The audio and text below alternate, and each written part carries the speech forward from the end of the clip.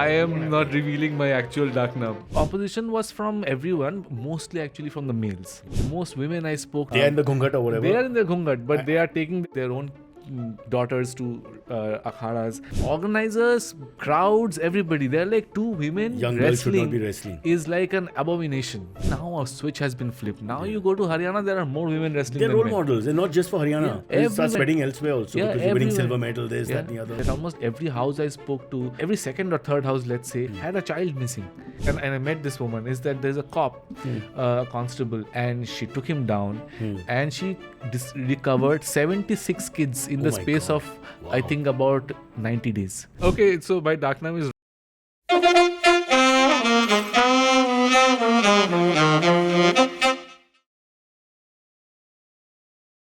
Okay, time to talk about literature, modern literature. Don't, sharam kyun aata hai? Literature to literature hai. Here it is. Take a look at the book. Let me put my glasses on so I don't read incorrectly. I'm an old man. The Beast Within. And this is by a young author, Rudraneil Sengupta, who's Rudy. What's his pet name? Okay, Rudy. No, yeah, I don't know. I'm asking you because we have a common friend, Pawan, Gaurav. That's right. And I didn't get they used the full name when they sent me messages. Yeah. So I guess they didn't want to be too informal and say Raj or whatever.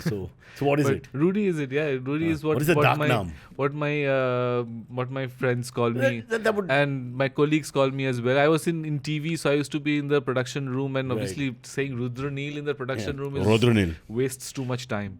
You know what I'm saying? No, listen, so Indians. Indians are all about wasting time. Aryabhata gave us the zero, nothingness, shunyata. I mean, life just is timeless. True. What are you talking about? But no, I want to ask you, Dark Naam, what is the... Rudy, yeah. Nobody thought about this?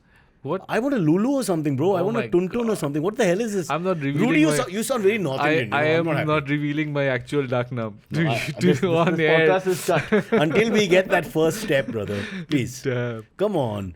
It's not your fault. Okay, so my dark name is Ronty.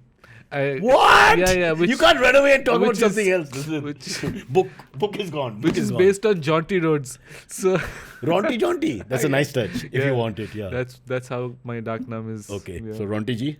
Yes. Or Jonty ji. Or Rudy. Or Mr. Sengupta. Okay, we're going to start quickly with the book, but we'll talk as much as we can about the beasts within. But just a little background.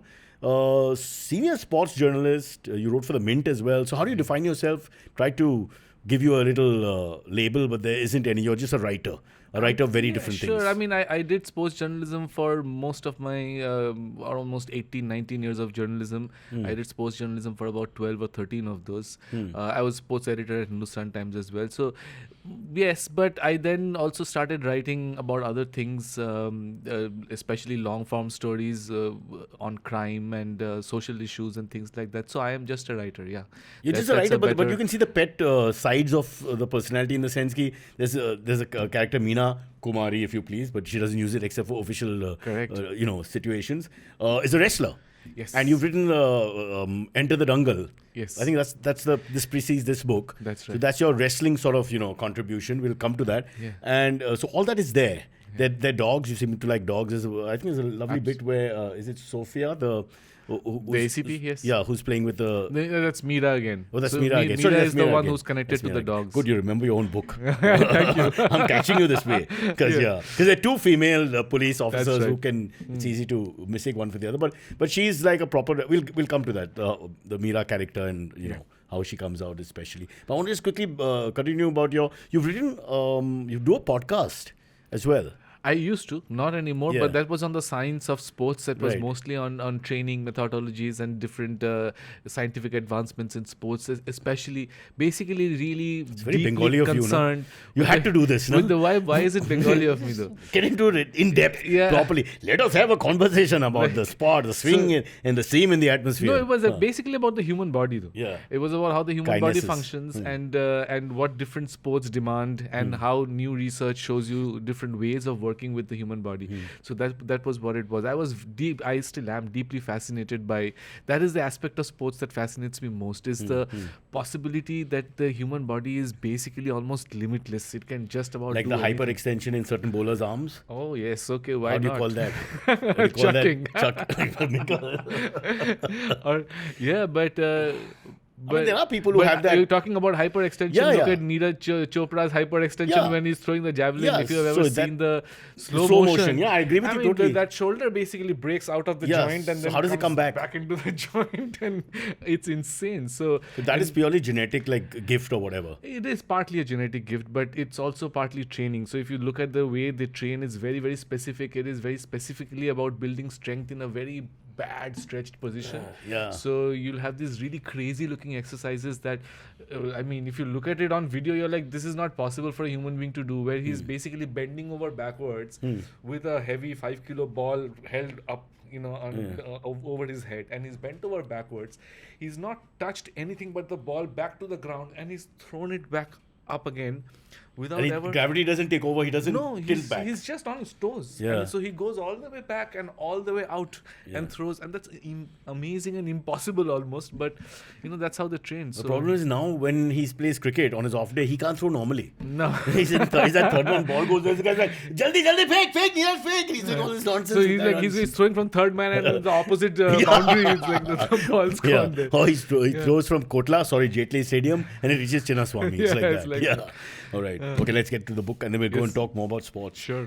So The Beast Within, just a little bit about Dangal first. That was your first book. Yeah. So that is about wrestling, but is it fiction or? It's non-fiction entirely. That was I first got into wrestling almost accidentally. This was just 2008. Then when Sushil Kumar won the first bronze, and suddenly everybody was into wrestling. And so my editor at that time said that why don't you go and see what this wrestling culture is about. So I went and met Sushil's parents and went to his village, and I realized that, oh my God, like every village has an akhada. This is in Haryana. In Haryana. Everybody is into wrestling. Every family I meet, at least one person is in wrestling. I mean, this is a very big thing. I mean, and I don't know anything about it. Like being from a city, I thought wrestling was something that happened only in WWE, right? Yeah, well, I'm a big supporter of WWE. Yeah, it's a choreographed art, yes, but it's not easy. No, People make the mistake of thinking I'm not saying I'm not supporting. I'm just saying that that's all I knew about wrestling. I knew nothing about the indigenous wrestling culture, and or wrestling, because you're in Haryana, bhai. Yes. So E to nahi hoga usme. Yeah, nahi, wrestling. Everybody's practicing. So Practice. They don't say wrestling at all. They will just say Kushti. Yeah. So Pehlwani, but it's still a wrestling federation, now, where all the, let's say, mishaps have happened. Yes, of course. So then they have to say it at some point, at some function. And not that I've ever heard anybody say it. Everybody says WFI for Wrestling Federation. Oh, they do. It's like, I can't remember a single Haryanvi wrestler ever using the What word an observation wrestling. that is. They won everything in sight, best state in wrestling by a million miles, and nobody's mentioned the word. And it says something about the indigenous quality of this, because for them it is Kushti, and it's no different from Olympic freestyle wrestling, right? Well, it's there in Indian culture for thousands of years. Exactly. It's So there in that's Persian culture, Roman culture, Greek culture. So that's what fascinated me, that suddenly I realized that it has been a part of our culture for hundreds and thousands of years. It's mentioned in the Mahabharata and the Ramayana and in all these Mughal kings' memoirs. And it's a formal thing also. It's not. It's properly. It's properly like a sport. codified. It's not just people. Yeah. So you grappling. will have something from the 8th century or 7th century with the illustrations and instructions and all that look just like something that comes out of a modern wrestling guidebook. So it's almost like it hasn't changed in those There will be some 700, techniques and 800 falls years. and all, which will be the same. Or whatever, you master them over hundreds of years. Yeah. So 90% of it is the same from what it was like in the 5th century, 6th century, common era. So that was amazing to me, and it was amazing to me how living this culture was. Like it was everywhere in every house, and And females. Yeah. When you talk about chauvinistic India and all that, such a huge female wrestling culture. Exactly. And when I was writing my book is when it was just about starting to get established. So I actually got to see the birth of that and the kind of immense struggle that was happening. And, so you had these like a village I went to, which was the Phogats village, the great Phogat sisters. And I went to their village and I met Mahavir, their father, on whom Dangal the movie is based. Yeah. Right. So, and it was such a pretty, beautiful village, complete proper Haryana hinterland surrounded by forests, and every single woman in the village had a veil on all the way here, right? So you could only see a little bit of the chin and nothing else. But then there were all the young kids who were into wrestling, and they were all in their singlets and they were running around. And this has never happened in the village before, that the girls were So it's running conservative, around and at the same time, there are girls in singlets who are wrestling. Absolutely. So there was a big clash of two worlds, but there was also a huge amount of support as well as huge amount of opposition. So I got to see both of those things, and so it was really quite. There was lovely. opposition?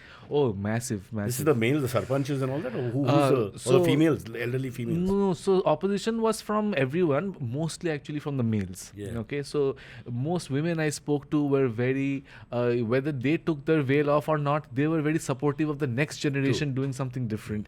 And you would often see like mothers and grandmothers like actually take their own daughters to akhadas. But they are in the Ghoonghat or whatever. They are in the Ghoonghat, but they are taking their daughters and their Who is now granddaughters. another world altogether. Absolutely. That's damn good, yeah. And I remember one grandmother I spoke to, and she said that, look, I have always liked wrestling, but my thing was when I was growing up, I couldn't even watch a dangal.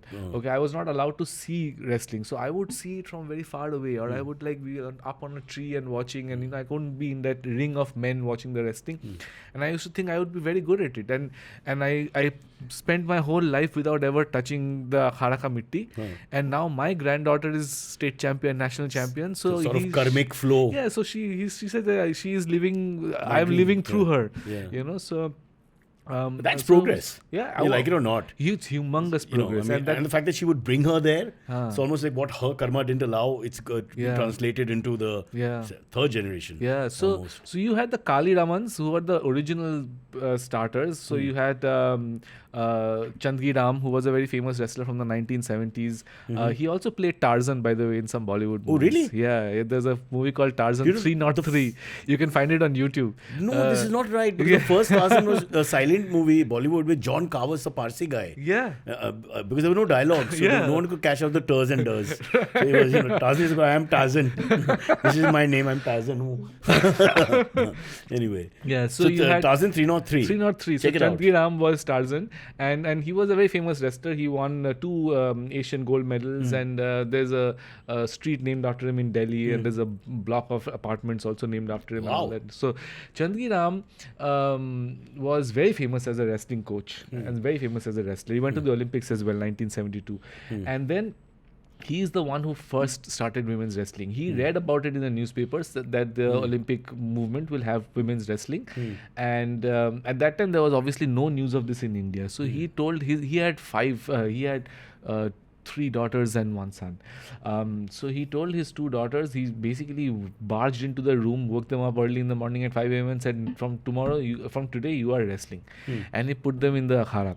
And the daughters had no idea what was happening. But then they started enjoying the training. Young girls, huh? Very, very young. So they were 10, 11, 12, like that. That's the birth. Yeah, that's almost the first female. This is early 90s I'm talking about, and so then he was way ahead of his time, because at that time there was nobody else. There was just him and his 2 daughters. So what he used to do is he used to go to the traditional dangals that happen all around Delhi and Haryana, which, as I was telling you, I knew nothing about. I now know everything about it, and there's a huge circuit of these wrestling competitions. So he used to take his 2 girls and do these traditional dangals and set up a little mat on the side and do exhibition bouts with them. Oh, nice. And people used to go mad. Okay, so they would be chased off these places, like with popularity, you mean? Yeah. Like not popularity, because they were opposed to it. Okay. They were like 2. So the organizers would chase them off. Organizers, crowds, everybody. They're like 2 women. Young girls should not be wrestling. Is like an abomination, because the akhara mitti is touched by Hanuman, and it cannot be touched by a woman, and there was all kinds of things which have all completely flipped now. Right. But at that point it was like this. So Chandgi Ram used to have a car on standby. So the moment the crowds would get really restless and then suddenly the bricks and stones would start flying, he would pack his 2 girls into the car and drive off, and he would be chased. Better story than Dangal. Then his house and his akhada was burnt down. Oh my God. By people who were opposed to women's wrestling. So again, then he had to escape with his family while his house was being burnt down. on in civil lines. That house still exists. The khara still exists right next to the Yamuna. It's a very scenic thing. So it was very odd, weird time, and it took another 10 years before one of Chandgi Ram's students, which is Mahavir Phogat, put his daughters into So wrestling. he's one generation after. He's one generation after. Okay. So for 10 years, there was basically Chandgi Ram, his two daughters, and maybe there were a couple of other female wrestlers. They were all of 4 or 5. But all of this opposition was the problem, right? Opposition they was couldn't huge, huge. They couldn't access akhadas. They couldn't access dangals. Where are they going to go? So the Phogats sisters are the first ones who were accepted. Phogats sister was the first ones who were accepted. Okay. And once that acceptance happened, then now a switch has been flipped. Now you go to Haryana, there are more women wrestling They're than role men. models. They're not just for Haryana. They start Everywhere. spreading elsewhere also Yeah, because you're winning everywhere. silver medal, this, that, and the other. But for Olympics. Haryana, it is specifically very critical because you see that the generation before this was women who did not leave the house for no reason Yeah, whatsoever yeah. except to go work in the fields. Yeah. And they had their faces covered. Now it's like, no way. There's like the women are Although, educated. They without are. being mean, I don't mind if they reverse that and I don't have to leave the house and I'll cover my face. I have no problem with that. Yeah. I wish sometimes we would look at it that way also. It's always, I mean, not saying it's a good thing, but I'm just thinking aloud here. Yeah, it's probably going to get reversed. Now like Why not? the men Let are the just. females be the hunter-gatherer. Yeah. मैं तो खुश हूँ. I'll sit at home. Me, Abhi, all these jokers here, we're all happy to, right boys? We're all happy to sit at home. All you need is a hookah. And then you can How do you spell sit. this? Then you can sit outside your house in your charpoy and Wow, while what's away wrong the with that time. life? I Yeah, know, that's it's a good great life. Just the weather should be good for going outside the house. So, coming back. So that's the story. That's your first story. So it's more like a documentary that you've written. Yes, that was a reported non-fiction work. With lots of research, obviously going up and down. So these I akhadas. spent a lot of time with wrestlers. I spent almost 2 years. When you being talk in to the akhadas. seniors, the generation that's above the Mahavir's generation, let's Yes, say. yes. So they were by then okay with what's happening in wrestling, or you still had a few people like, "Ye kya ho raha hai?" No, there was still a lot of opposition. Yeah. There was still a lot of. So the opposition has completely stopped only in about 2 or 3 years back. Yeah. It's basically something to do with COVID. I don't know exactly what. This is my theory that in COVID everybody got trapped in their houses. Huh. And then I think there was some kind of. The girls started wrestling with the boys and beating them.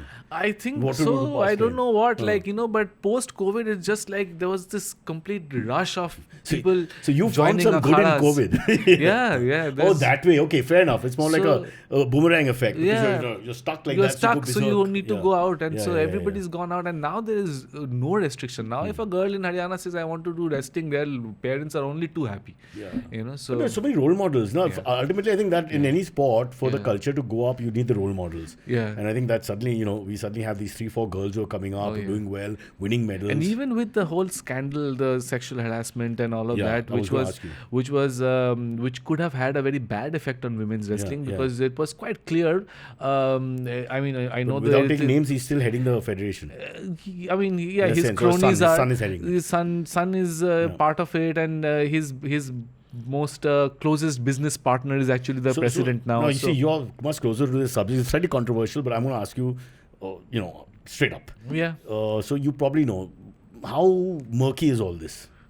No, it's not murky. All of this has happened. It is clear. Yeah. So what these So look, this is a man. Let's say he's also a MP from the from two ruling different party. No, he went from one party to the other. But so that was a long time back. but So I'm- his he's a true fam- blue politician. You can switch. He and his family have never lost from his seat in Gonda. Right, UP, right. Okay, so this is like a 15-year-old reign of complete dominance. Okay, Yeah, so nobody can touch him. Yeah. The fact is that this is also a man who has on air, and this clip is on YouTube, has confessed to murdering a man. Okay. On air? On air. There's an interview where he says, Why don't we you do know, these podcasts? Millions of numbers. So there's an interview where he says to his interviewer that I will. He has hundreds of cases against him. He has been acquitted in almost all of them. These cases are all part of the Gangster Act, the Gunda Act. There's all kinds of like really huge. In some cultures, you're proud to be associated with that. Anti-terrorism Act, supplying guns to terrorists, everything that can be thrown has been thrown at him. Multiple murder charges. Nothing has stuck. So he went on this interview and said, so I have 25 murder charges against me, but I will tell you that there is only one person I will tell you that I have killed. And then he names the person and he says how he did it. I'm like, okay. So, he's untouchable. And obviously the things happened. Now, But my point is, because I don't want to go into something that is also under investigation. We'll The court go on for proceedings years, are yeah. on, so shouldn't be right to comment on that. But what I will say is that a lot of people were scared that because of this incident, then less women will go into wrestling. But I think that that's not happened. And one of the reasons why that's not happened is that people have suddenly realized that people like Vinesh Phogat or Sakshi Malik, they are really powerful and they can stand up to anything, no matter what the opposition. And seeing this kind of power and this kind of standing on your own 2 feet and like taking on the world has done something which has led to more women coming into wrestling. So on a side note, yeah, I've actually done one event with Sakshi Malik where she Yes. was, I think, felicitated. Yeah. And I asked her to show me the suplex, but she said no. I mean, I guess, there's another level. I've been on the mat with Sakshi Malik. But So, really? Yeah, I've been on the She's mat. shown you how to... She did like a little bit here and there. Oh my God, she's so strong. It's Yeah, like yeah. insane. Yeah. But she's quite charming, I must say, and quite sweet also. Wonderful Yeah. person. Wonderful Yeah. person. Yeah. But anyway, we want to talk about this book Yes, as well. please. So that's the wrestling thing. He's done lots of different stuff when it comes to sports. There's a bit on Virat Kohli's last, just before the announcement or just after the announcement, I think you've written something. Yeah. A very nice piece. So I'll come to that also, but I don't want to do too much cricket because what will happen is that Yeah. we'll lose the book, which is No. why you're here. Yeah, that's Okay, so the real love is for writing fiction. Yes. Which, of course, as a journalist, as a sports journalist, sometimes it is fiction. I know. but having said that, so this is really from the heart. Yes. And I think you're a Delhi boy because the Delhi is very much part of this story. Yeah. I mean, there's one I'm chapter a called Kolkata boy and a Delhi man. a Delhi man. Well, you've been confirmed as a Delhiite now. I am a Whether you like it or confirmed not. Delhiite. Your yeah. antecedents may be Cal, but it's long gone. Long gone. So you tell us the beast within. Let's set it up first. Can I do the premise, Please, which is yes. basically this girl gets suspiciously this girl falls, right? Yes. And then you've got these people investigating it, and the protocol and the procedure, which is far more interesting, I think. If you don't know about India and Indian police, and I'm not saying about other cultures because we don't really know that either, the procedure involved, who all are involved, all you have to do. I think you've written it from a very realistic point of view, rather than just nice, happy, not happy, but run of the mill sort of murder mystery where it's all about trying to catch somebody. But this is a lot to do with the bureaucracy and the things that are around it. So you tell us now. I don't want to give away any surprises of the book, but you tell us. So that was actually, that's a very good observation, because that was a very the strong thought in my mind when I was writing this book, is that I want to make it about the lives of the police officials and also about the way police work actually happens. Now, for me, crime fiction, especially police procedurals, they are much more about a society, a certain time and place, than they are about the crime itself. Yeah. So if you really want to know Nordic society, you need to read Nordic crime fiction, Nordic noir. And you want to know about Japanese society, you read Japanese crime fiction, and you really understand the belief systems, the kind of The reality. of a culture and how things work best. I think the way police procedurals and crime fiction bring that out, nothing else does.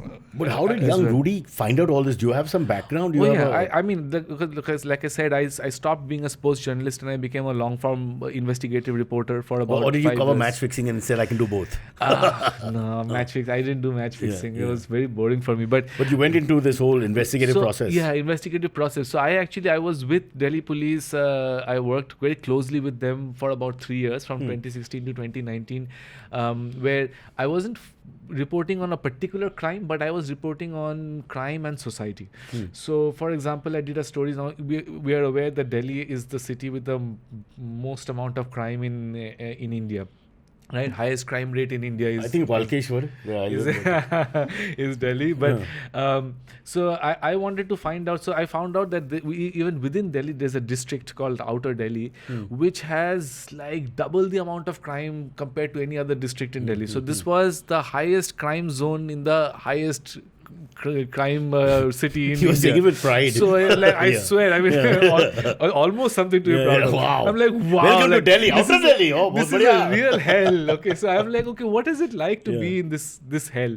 And so I went there and I spent a lot of time just talking to people from all walks of life. How did people come there and why are they living there? And this becomes a part of my book as well, because it seemed like it was really the worst place on earth to come and live in.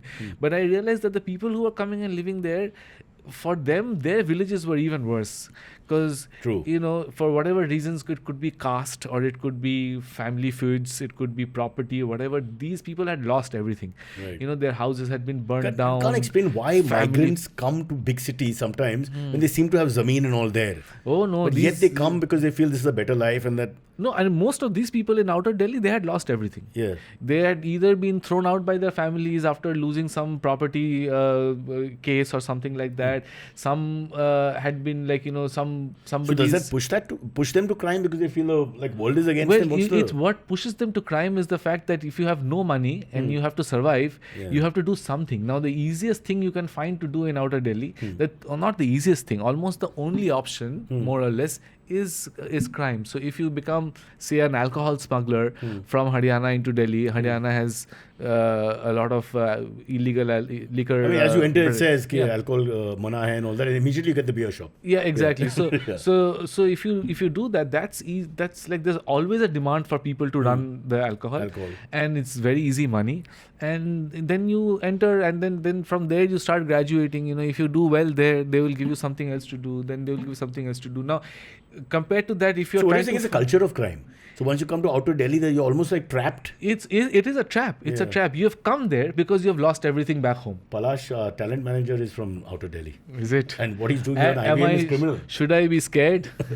No. Okay. So I met people who lived there. I met the cops. I met gangsters. I met junkies. So you meet gangsters and all. You can go and talk to these guys and they have no problem. It has to be through a connection. So they need to trust somebody who then trusts you, and then they make a introduction. And so it's like that. You have to be careful how you write about them and all. Oh, you have to be careful, yeah. But again, because I was not investigating a particular crime, I could leave out details that are not necessary for my and identification was anyway not necessary. So would they brag to you about their crimes and all that? Like to some extent, our friend Federation chief? No. So these guys were not I didn't meet anybody who really bragged. A little bit, yes. Little bit about the ownership of guns and little bit about how good they are at shooting people. So, but without specifying that, I have killed 10 people or something. No, not that didn't happen.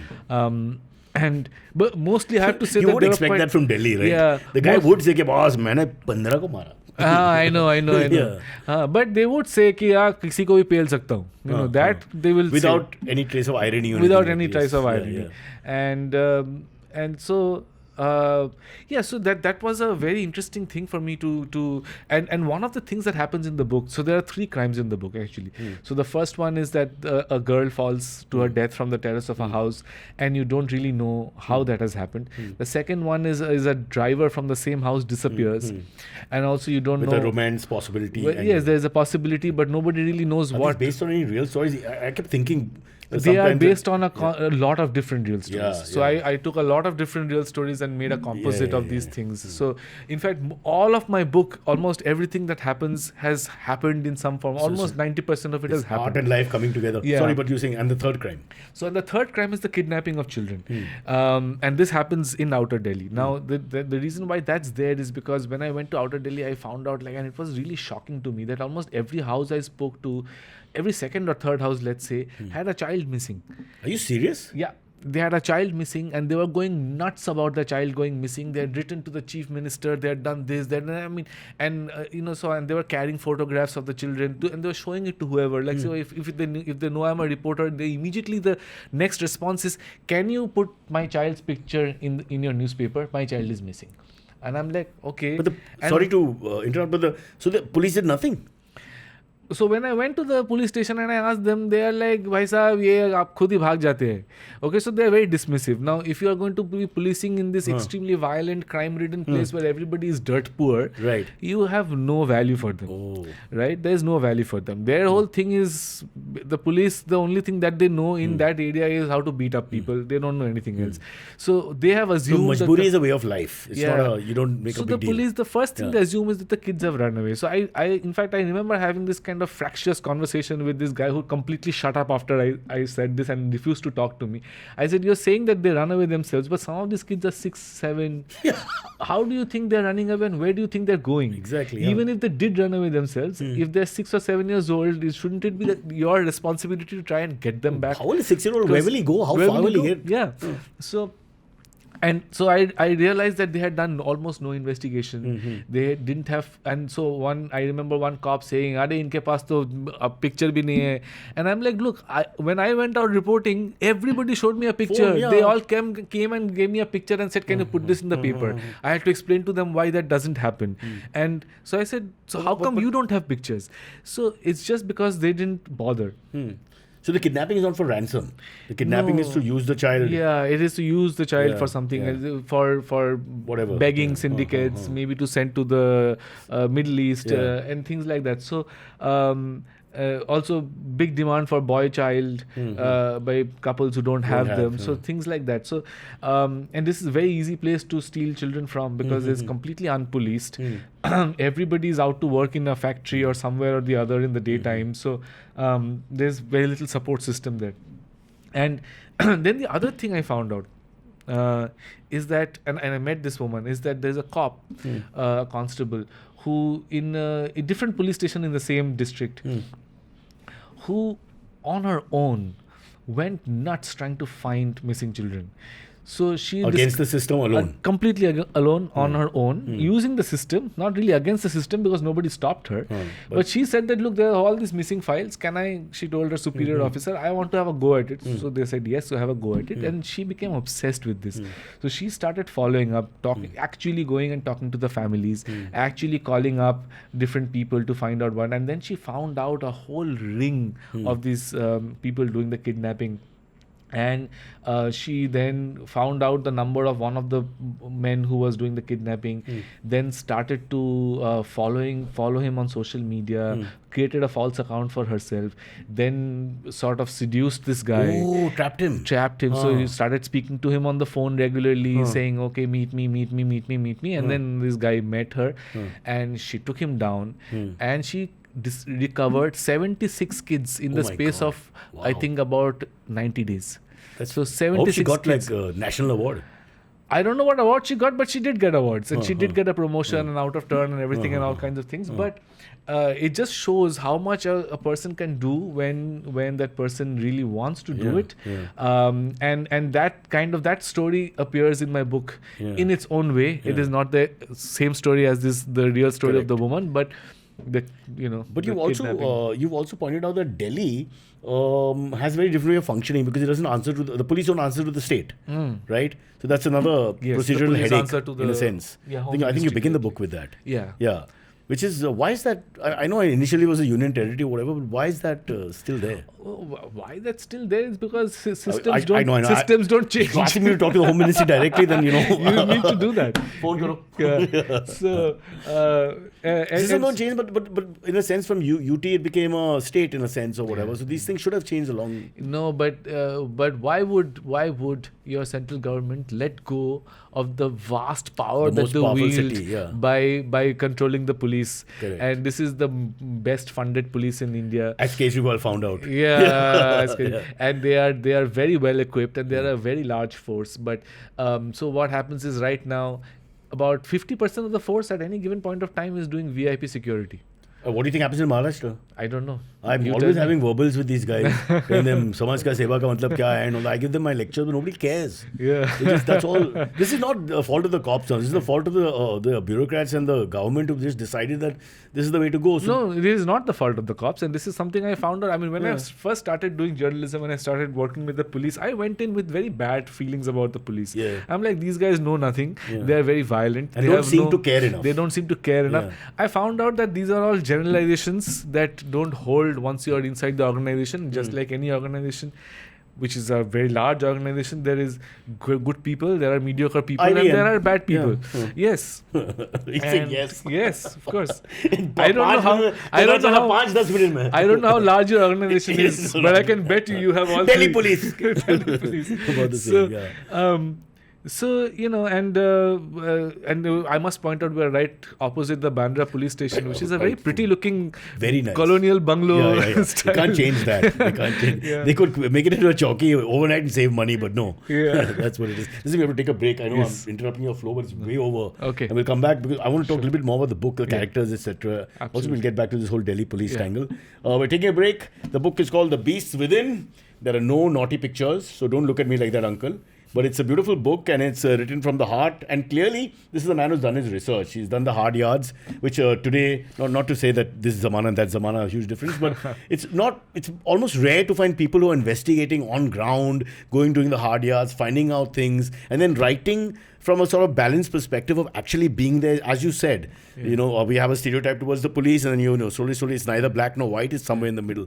We'll take a break and then come back. It's the great Rudy with us, who's also known as Ronty. It's time. Create the life you've always dreamed of.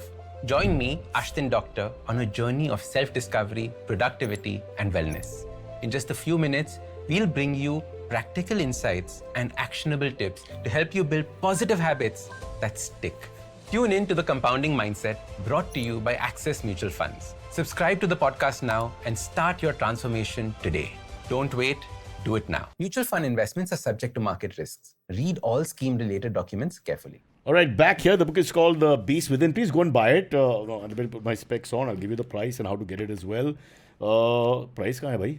It's a real Delhi book. There's no price written. I think it's in the back. It's at the back. It's probably some $4.99 or something. Okay, yeah, it's about $5.99. It's very affordable, and you can get it on. Any bookstore, and you can get it on online? Amazon online. Amazon online. Order it right now. Let me tell you, if you're a Delhi person or grew up in Delhi boy or girl or elderly person or whatever, I think this book should be bought by you. So you can, because that's a character of the book.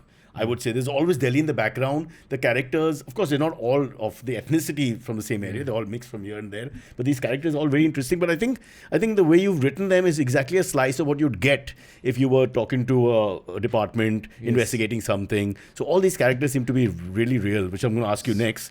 So just take us through the important characters, not giving away the story. Yeah. So Kumar, the central protagonist is Inspector Prashant Kumar. Yeah. Inspector Prashant Kumar is a Delhi police veteran. He leads a special investigation unit, or SIU. Delhi police likes to abbreviate everything. SIU is also because of this what we see on Netflix and all. All these shows have these. So abbreviations are crazy. Okay, so if you spend any time with Delhi police, you'll forget what normal language is. You only speak in abbreviations. Really? Okay? Everything is abbreviated. SIU. Right? So he heads the SIU of the crime branch, and when I say crime branch, what crime branch in Delhi police basically handles serious criminal cases. But it could be anything. There's a peculiar thing about Delhi police is that there is no murder department, and which is really strange. So all other police states, other states, the police have a murder department. Usually. So it definitely in the Western world. What's the acronym there?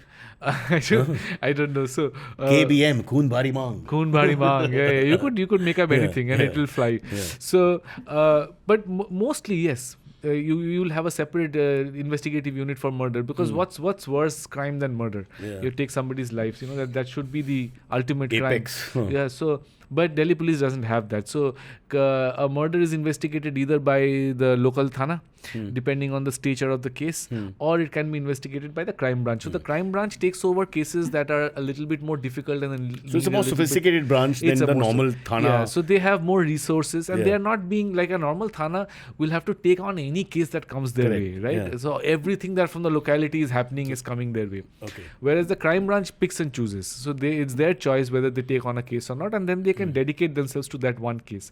So Inspector Prashant Kumar heads a unit of the crime branch, investigation unit. Zishan and he has 6 cops with him, which includes Mera.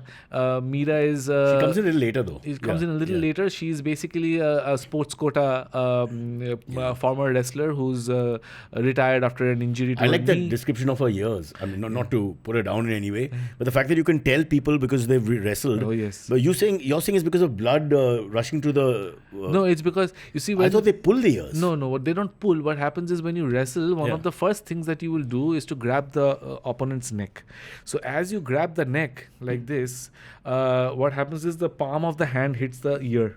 Over here, so it keeps damaging the inside of the ear. That's it. I thought they actually pull the ear. No, so they've got these cauliflower ears. Huh? Yeah, so it's extremely painful when it happens the first time. Don't try it at home. Huh? Yeah, so it's like so when they grab the neck, they grab it like that, like palm, like full force, and the whole palm gets into this part of the ear. So it causes blood vessels to rupture. Yeah. It's called hematoma. Right. So the whole ear is hematoma. So it's all inside. There's all scar tissue and ruptured blood vessels. And you've written from her perspective that she divides the world into wrestlers and non-wrestlers. Literally. Yeah. Which is very odd because generally there's no wrestlers. No, but wrestlers they do this. They will like. I bet you that if a wrestler walked into the room, the first thing they will notice is everybody's ears are fine. Yeah. So that means there's no wrestlers. Apne log nahi hai. Apne log nahi hai. So and it's funny because when I was doing the wrestling book and I remember this seemed very weird to me, right, as a thing, and I realized that yes, all the wrestlers obviously have cauliflower ears, and soon after that I was in France and I was in Paris and I was in the metro. This journalism pays well. And from outer Delhi, high crime to Paris.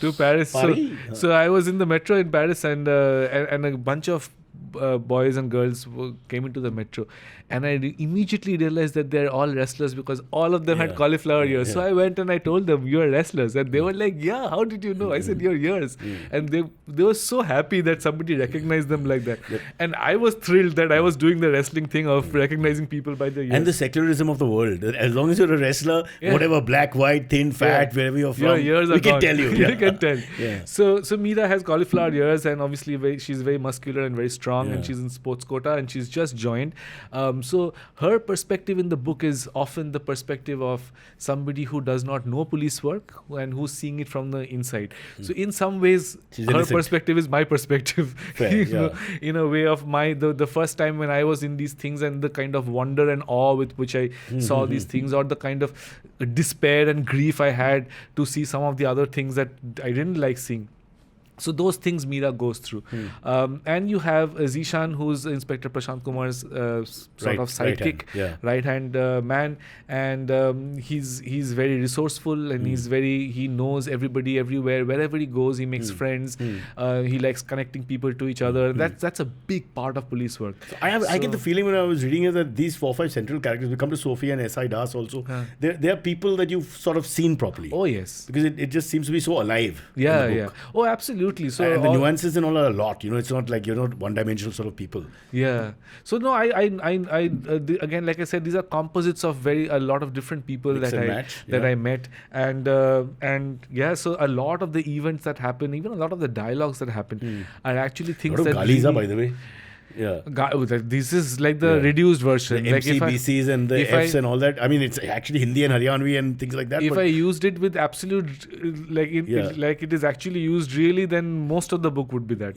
So every second word would be that. Fair. I mean, you're telling a story. We can't judge. This is what they do. This is language. And you've heard them talk. Oh yeah. So the dialogue is like that when they're talking. So I not only heard them talk, I recorded them talking, and then I transcribed their talking. So I needed to get that right. The kind of the way they talk, the content, the flow. Also, not all cultures use galis in conversational style. No. You use galis when you're angry, a lot of cultures, right? You get into that space where you start abusing, or when two guys are hanging out and drinking or something. But here, a lot of conversational style gali, and that's also very slice of reality. Haryanvis and Punjabis are a bit like the Irish in their language. Every second word has to be a gali, otherwise it's not colorful. It's no fun. So I don't judge it at all. I think it's just words, right? I don't really care. And so like I said, a lot of the dialogue is actually real, because I told these cops soon after I sort of made friends with these people, I told them that, look, my ultimate thing is not that I'm doing these stories for the newspaper, but I want to write a book, and I want to write a book where I really show your real life on what it is like. It is like for you to day in and day out be involved with violent crime. Like, every morning you get up, you are called, you go and you see a body, a head is smashed in, there's blood everywhere, there are children who are killed like this, and you have to go and look at the body and inspect it, and then talk to people, and then guns are going off. So every day you have so much violence in your life. What does it do to you? What is it like to for you to kind of deal with that? Do you actually deal with it? What's your personal life like? I want to know all of these things and actually make a book that shows you in the real light of who you are. And so they seem to trust me with that. And so one of the deals that I had with them is that I'm going to have a recorder on at all times. Okay. And so I will just be there in the police station with my recorder in one corner, and they'll be talking, eating lunch, talking about the investigation that they're doing, whatever. I would transcribe everything. And later on at home, this was the most time-consuming part of my writing process, is that I transcribe. But then you've got them relaxed, and you're getting the real style of talking, conversation, and all the context you can add later. And by the end of the thing, they were fully trusting of me. They knew that I'm not going to do some kind of sting operation on them. They knew that was not happening, and I was truthful when I said I'm going to write a book. And this is why I'm here. So I transcribed those conversations, and I reproduced a lot of these conversations in the book. So in fact, there's a scene where, if you remember, there's two constables who are called in by the unit head, the DCP of the emergency number. And so they had left their PCR, the patrol vehicle, in one neighborhood in Delhi, which is notorious for crime and theft. And they had left it, and they had gone to pee somewhere. And they came back. So real, and they came back to find the whole thing has been emptied. And so they were standing in front of like robbing the police. So the whole thing had been emptied, and so they were standing. And the best part is that they use codes for everything that they talk about on the PCR radio. And so whoever stole things from this, they also stole the codes. So the poor police department had to change the codes overnight so that they can continue talking. And so they get hauled in by the unit chief and get like the bollocking of their life for doing this. And so this actually happened. I was sitting in the DCP's room when this whole thing unfolded in front of me. Okay, and so this is pretty much a faithful reproduction of what happened. So most of my book is like that. So Inspector Prashant Kumar, the other thing about him is that he's very tired of his life as a cop. He's tired of the violence, and he doesn't really think that he makes for a good policeman anymore. And part of that is because he's had a personal tragedy sometime back in his life, involving his daughter, which he has not gotten over yet. And part of the tragedy was that he was an absent father, like most policemen are, because they have obviously no time-bound duties, and they are at work 12 hours, 14 hours a day. Very high suicide rate and all that. Oh, yes. That too. They often live in the station. So every police station you go to in Delhi, you will find that the cop's room has a little bed at the back, and they basically a change of clothes. So they all sleep in the station and things like that. So he's haunted by the fact that he was an absent father and his daughter is gone, and he doesn't feel like the way he used to feel before the tragedy happened in his life, where he was, as most Delhi cops are, very dabang with violence and just going out and getting things done and getting drunk afterwards and all that. So he's left drinking also. So he's in a place in his life where there is a big change happening. And Zishan is like his sidekick, very, very faithful to him. He's the more people person guy. He's the people person. He's very faithful to Inspector Kumar and sees like the innate goodness of Inspector Kumar. Sees something very decent in him, and sort of backs him in everything he does. And plus, then there's the rest of the unit. Which is Sophie or Sophia. Sophia. So Sophia is the well-read one. Sophia is also a bit of an anomaly, because I think there's one scene where she's checking out all the different books of this other guy and thinking, has he read all Nietzsche and all these names that are there, philosophers, etc. But she herself has read a couple. Yeah, And yeah. immediately So starts she comes. She's an English major, English literature major. So she comes from that background. She went to JNU. So did you meet someone like that as well? Oh yeah, lots of. See the police Highly is educated. highly educated. Yeah. So the police are divided into two categories. One is you come through your what is called the IP. SSC, which is your State Selection Commission exam, which is basically for constable level. So you become a constable. Now that is one part. The other part is the IPS officer. Correct. Right. So the IPS officers who come in, they come in at an officer level, which is in Delhi Police. The lowest is the Assistant Commissioner of Police, ACP. So Sophia is an ACP, also new to the police force. She's just graduated from police academy, and she's joined. And but she comes from a police family. Is again very common thing that you will find a lot of officers come from families where their fathers, grandfathers were cops. So her father used to be not only a cop but the commissioner of police. And one in thing about Delhi. bureaucrats across India is they're all well read. Generally it's a very well read community. Oh yes, so she's very well read. She's very well versed with the world. She's always lived in kind of luxury, and she's gone around the world with her parents. Her father is currently heading the CBI, which is not said in the book, but he is, and so he lives in a bungalow in the in the NDMC area where all the ministers live. So that's where ACP Sophia comes from. So her life outside of the Thana is very different from anybody else's life. And so she has avocado That's an toast. interesting part because we stereotype all these people and think that all cops are alike, but they come from different backgrounds. They have after 6 o'clock, they all have different lives. Very and much sometimes they're not even similar, even 5% similar. Oh, absolutely. But I think we tend to just paint them all together and say they're all the same. Yeah. So ACP Sophia has all these things also. Again, so everybody's life is in transition. If when you look at the main characters, Sophia's life is also in transition because she's new to this world, and she comes from a world that is also in conflict with itself, which is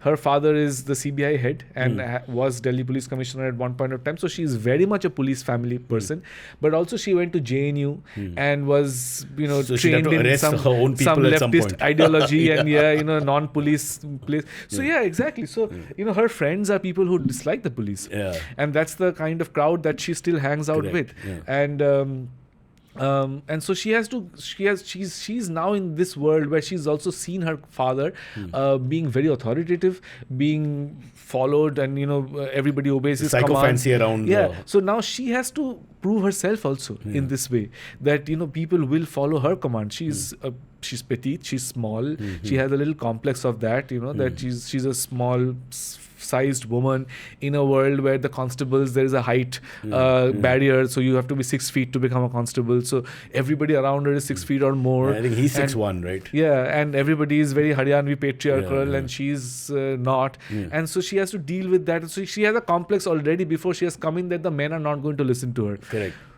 Which is probably happens which is also. perfectly valid, because that is actually what happens is that okay, so she has the rank, so they have to say yes sir, yes madam sir, no madam sir, but behind her back they give her no importance. But she has like to this prove madam herself. sir thing. Yeah, I think, madam sir. We had Mera on a long time back who explained it to us. That they have across India, they always say madam sir to the lady cop, and nobody. They won't let the sir go. They won't let the sir go.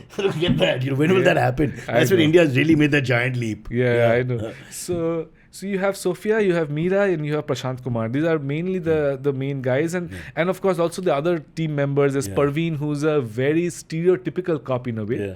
And that is not to say that I did not meet people exactly like him. In fact, the stereotype has a reason why they're stereotypes. Yeah, exactly. Because most of the people you meet are actually like Parveen, who's very happy to hit people. Yeah. His way of solving anything is to first Smack first. bash the shit out of somebody and then ask the questions. Are you guilty? And he thinks that gives him great power, and he believes in that power. And so all of these people are involved in what is essentially Prashant Kumar's pet project, which is this woman has fallen to her death. Young girl actually.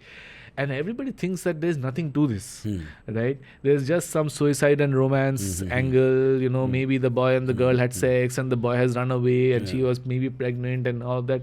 But he has got, because of what happened in his personal life, for him it's more. It's more than just... So there is echoes of his daughter's death in the death of this girl, which he can't let go of. And because he can't let go of that, he's convinced that there is more to it, and he keeps on investigating. And then obviously things don't go well well for him because we won't give away more. But because there's a lot of opposition to to the investigation, and in fact, even from within his own unit, people are like, why are you investigating this like dead end thing? But like with all good because detectives, very often they like to. Not they, but people will be happy to just shut down the case also. You're finding a bahana, just take it and go on they with are it. extremely overworked. What they want to do is get numbers. You know, oh, we have closed so many cases. That is so the suicide. We don't have suicide. So he keeps the fire burning. So and that is something I got from the genre of detective fiction is that your main character, the so-called hero, though there is nothing heroic about Prashant Kumar, apart from the fact that he doesn't let go. So he has decided that he is going to see this through. He will see it through. A bit of Sherlock Holmes no matter what. Every good detective has to have that little fire that not giving up. Not giving up. And strangely, in the beginning, you don't expect this guy to succeed. You don't. Because the way you set him up, he doesn't look like a very successful thinker and all. And slowly, there's more to him. But again, let's not give away. I don't want to give the ending of the book at all to anyone. Please go and buy it and read it. It's called The Beast Within. I need to be running out of time. I want to talk a little sports with you, cricket especially. Because you're a high-paid sports journalist. But cricket is not my thing. Yeah, but you've written about Virat recently, so I just want to ask you a little thing. So you've done something on gymnastics as well. The vault. Fault. What is it? The play on the fault. So I don't give headlines, okay? So don't ask me about headlines. I don't agree with any of the headlines given by my editors. I don't even have a full phrase. I have the word vault in their stars. I think that was the... Correct. So I write a sports column for Hindustan Times. So so gymnastics, because I recently met Rebecca Andrade, who's the Brazilian gymnast, gold medalist from the Paris Olympics. If you remember, when she won the gold medal, Simone Biles bowed down to her. Simone had won the silver, and so Rebecca Andrade has a very. How did you meet her? How did I meet? I met her. Please remember in France, you were on a train, and then there was after the wrestlers, Rebecca walked in. Rebecca. Wouldn't that be cool? Fantastic! Oh my god! I was so starstruck by her. She's such a beautiful woman, and she's so graceful, and she talks so warmly. And if you ask her any question, she's going to give you her whole life story, which is the ideal situation for a journalist. You want people like that who like to talk. So I met Rebecca, and she was talking about the kind of impossible storyline that she has had, because she comes from a family with a single mom who worked as a domestic help in houses and earned almost nothing. So as a child, they had she had no money for clothes or shoes or any form of transport. So she would walk bare feet to her gymnastics class. Her aunt was a cleaner at a gymnastics school. And when they announced that they're going to hold trials for a new batch of gymnasts, and some of these gymnasts will be funded by an NGO. So she went and told Rebecca's mom that why don't you send her? So Rebecca walked, I don't know, some 25 kilometers bare feet to this gymnastics school to appear for the trials as a 7-year-old kid, and then she was picked up. And now she's, Olympic gold medalist and what a story! And the most successful female athlete from Brazil now. My God! So I think 3 Olympic medals or 4 Olympic medals in total. That was my story on the gymnasts. And but just a quick word on Virat Kohli, because we are a cricket crazy country. Yes, of course. But you did something. Was it a podcast or? No, I did a very long interview with Virat, and I basically wrote a story about his journey in cricket.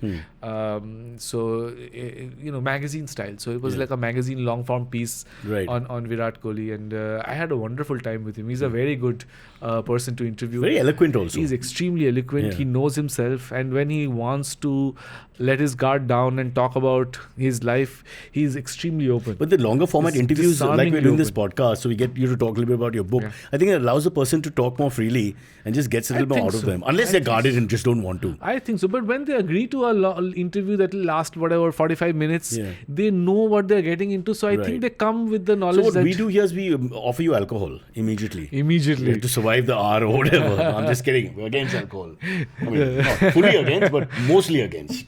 Okay, we are fully against. What's the right thing to say? No, I'll just ask you this, but he seems to have evolved a lot as a person. Yes. This brash West Delhi kid that he was, picking fights, abusing. Of course, that's there, because that's why he's an aggressive competitor. But become more of like a philosopher and a statesman in his last few years, making all kinds of statements. He does a lot for animals. He does a lot for other cricketers. He's, on the quiet. Nobody knows about it. So what's your take on the, because very few people actually have that growth in their life, you know, where they seem to become better human beings. Forget the talent. Oh, I think he had immense growth in his life, both as a human being and as a cricketer. I think he was always kind of he had that thing about him, and he told me this in his own words, that it's like it's a side of him that he needed to recognize in himself. He said when he started out as a cricketer, he didn't know much about what he wanted to do. He was just basically the son of an immigrant, a refugee from the Pakistan side of Punjab, and you know, his whole family had come to Delhi with nothing in their hands, and they sort of started, you know, his father worked really hard, and he saw that's the one thing he saw as a kid, how hard his father worked to make sure that they had a good life in Delhi. And he was quite in awe of that, and he started cricket training and everything. And he said that till his father died when he was about 15 or 16, he was batting for in a Delhi, first-class match. and he went back to back. He went back and continued, yeah. And so he said that till that incident happened, and he calls it the incident also. He said till that incident happened, he didn't really know what he was going to do. He was having fun as a kid, but when after that happened, he knew that he had no choice, that he had to become a cricketer and nothing else, because that's what his father wanted. And with his father's passing, something clicked in his mind, and he said, "There's I don't have a fallback option. I have a debt to pay now. Either I am going to be a cricketer or nothing else."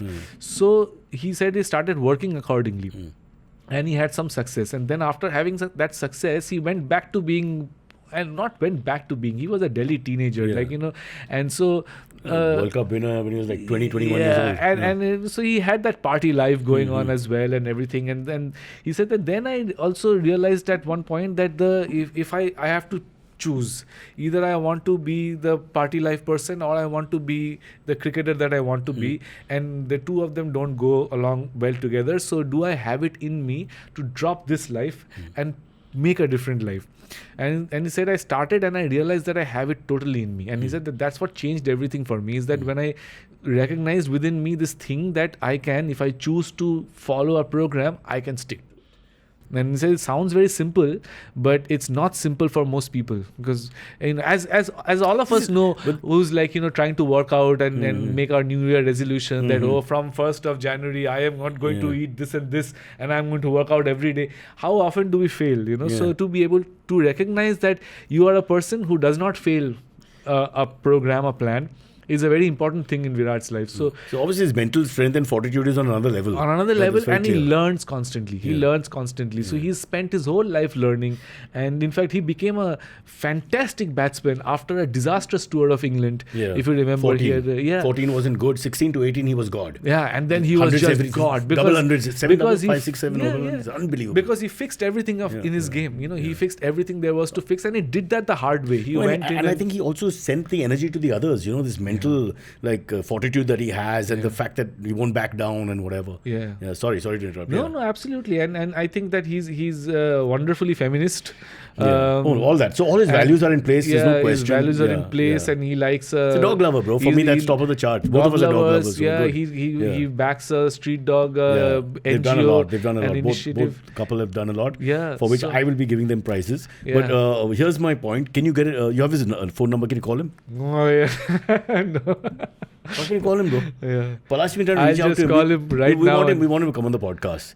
Look for Virat. We will spend money for the air ticket also. But Indigo, because boss, but he lives here. Compromise karna padega, bhai. We are not some big shots. You have to send him a helicopter, but he lives here only. Bro, what do you think? I'm Vijay Mallya? I don't know. No. Maybe if you put on a beard. He lives here when he's in Bombay.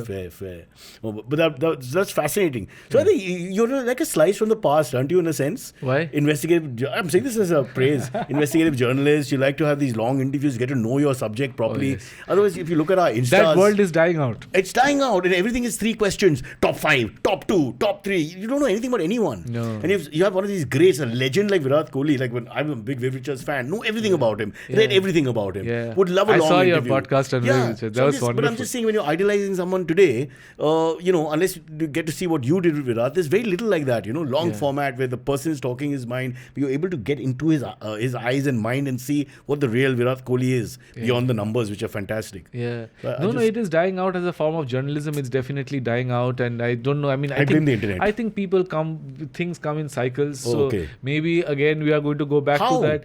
You have to get rid of Insta and all these short formats. Look at LPs. For example, like, but it's a connoisseur who's getting it. It's not like everybody's buying LPs. No, and LP not players. everybody, but at least there's a huge market for it, and people see its value, and so there's the vintage feel to it. So the value of what it really represents continues to exist and is more relevant now than ever before. One of my biggest regrets in life is that quietly I used to build up a adult erotica library, and I had at one stage 49. I just almost reached 50 video cassettes of I thought adult you were going erotica. to say 69. No, good boy.